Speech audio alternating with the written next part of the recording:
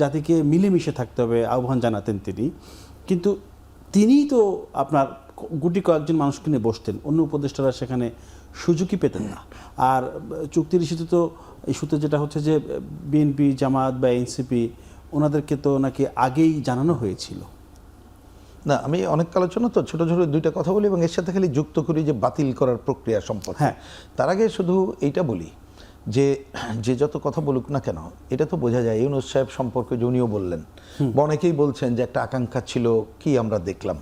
তা এই ভদ্রলোক যে তার কর্তৃত্ববাদী পজিশন এবং নিজের স্বার্থ, বিভিন্ন জায়গায় তার মামলা প্রত্যাহার থেকে শুরু করে তার কি বলে যে টাকা পয়সা মৌকুফ সবই এটা জানি, পুরনো বিশ্ববিদ্যালয়, তার মানে এইটা দিয়েই বোঝা যায়। তাই এই ধরনের সেই লোক তার ট্রাস্টের 2-4 জন চিন্তা করতে পারে, সেটাই একটা দেখা গেল। আরেকটা হলো এখানে আজকে আলোচনা উঠছে, আমি সেই আলোচনার সময় নাই বলে করছি যে $29 বিলিয়ন বিষয়টা আসলো। তাহলে সেইটা যদি ওই ডিপ স্টেটের ওই ধারাটা প্রধান হয়ে থাকে, তাহলে তাদের এইখানে নির্ধারিত 2-1টা লোক ছিল, যা করবে শেষ বেলায় তাদেরকে দিয়েই করাবে। কিচেন ক্যাবিনেট তাদেরকে নিয়ে গঠিত হয়েছিল। এ ধরনের আপনি যদি সময় নিয়ে বলেন, এটা আমরাও আমাদের অভিজ্ঞতার আলোকে দেখতে পারবো। যেমন ধরেন, আমি খালি একটা কোশ্চেনটা তুলে রাখি বোঝার জন্য, যে বিভিন্ন রাজনৈতিক দলকে যখন ডাকতো আমরা দেখেছি মাত্র 1-2 জনকে দায়িত্ব দেওয়া হতো। আমরা দেখেছি যে তারা তাদের অনেক সময় পছন্দ মতো, মানে ধরেন আমাদের দলকে ডাকছে কিন্তু সে প্রথমে অনেক সময় বলার চেষ্টা করতো একটু যদি অমুক আসে, আজকে আমি বলছি না সময়, কিন্তু পরে এগুলোতে ওপেন করতে পারে। অনেক সময় আমরা রিজেক্ট করছি জন্য এইভাবে দলকে বলতে পারে না। দলকে যদি বলেন তো দলের কে আসবে নাম চিন্তা করে দেওয়া হতো। হ্যাঁ, এরকমও করেছে। তাই আমি বলছি যে এই ধরনের তার মানে একটা কর্তৃত্ববাদী পজিশনগুলো নানাভাবে করেছে, সেইটা ওই যে ওনাদের ওই কথা মিলে ডিপ স্টেটের খেলার অংশ। যার জন্য বলছি পুরো শ্বেতপত্র প্রকাশ করলে জিনিসটা আসবে। এখন এর আপনি অন্য কথা বলতে পারেন, কথা একটাই, কারণ অ্যাকচুয়ালি তখন আমরা যারা গণতন্ত্রের ধারায় যেতে চাই, এবং আমি এই শব্দটা বারবার বলতাম, ন্যূনতম গণতন্ত্রের ধারায় আসতে চাই বলে আমরা অন্যটা একটু কম দেখে হয়তো ওই ধারায় গিয়েছি।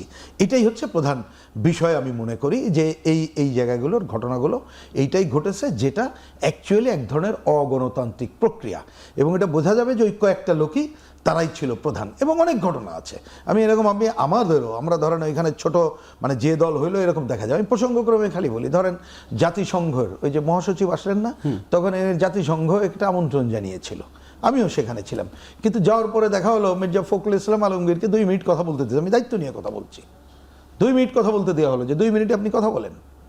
2 মিনিটে কি শোনেন না, আমি গেলাম বাম ফ্রন্টের, আমাকে কথাই বলতে দেওয়া হলো না। কিন্তু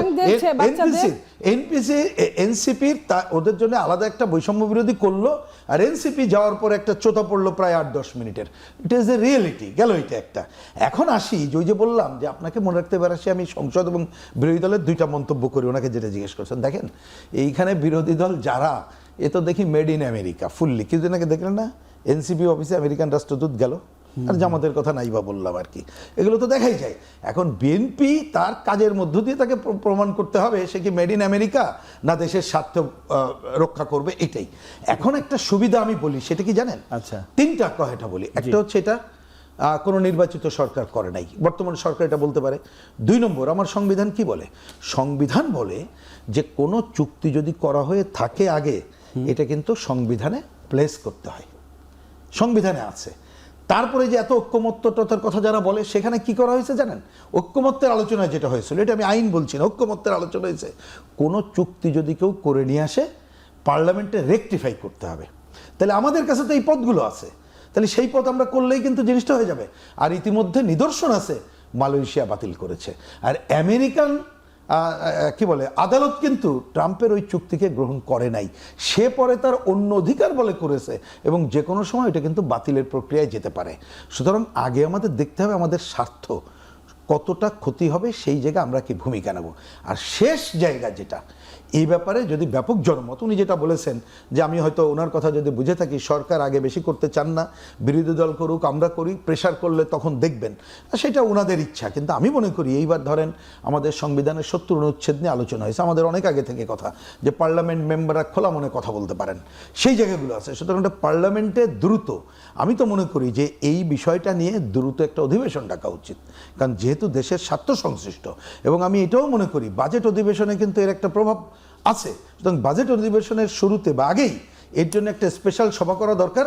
সেইখানে উন্মুক্ত আলোচনার মধ্যে যেটা হবে, তাহলে কিন্তু আমেরিকা এবং অন্য জায়গাকে আমরা বলতে পারবো এই আমার পার্লামেন্ট এবং জনগণ এটা মনে করে, সুতরাং আমি এইখানে থাকতে পারবো না। চুক্তি নিয়ে তো আমরা কম বেশি সবাই জানি, রাজনৈতিক দলগুলোও জানে, কিন্তু সবাই কেন জানি একদম সাইলেন্ট, মানে চুপ, একদম কোনো কথা বলতে না সাইলেন্ট।